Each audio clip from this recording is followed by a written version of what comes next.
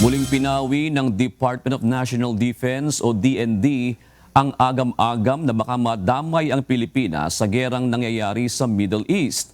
Ito'y dahil kaalyado ng Pilipinas ang Estados Unidos, kaya maaari umano tayong madamay sa gera. Ayon kay Defense Secretary Gilbert Teodoro, hindi maaaring ihambing ang sitwasyon ng Pilipinas sa Middle East. Nilinaw din ng kalihim na ang mga bilateral at multilateral alliances ng bansa ay para pagtibayin ang depensa ng Pilipinas. Nauna nang lumutang sa social media ang pangamba na madamay ang Pilipinas sa gulo sa Middle East dahil sa mga EDCA site na nasa bansa kung saan mayroong presensya ng US forces.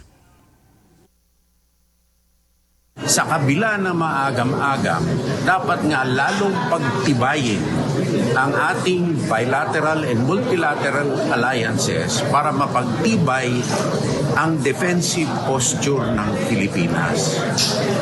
Itong mga agam-agam na to, ulitin ko, walang basihan.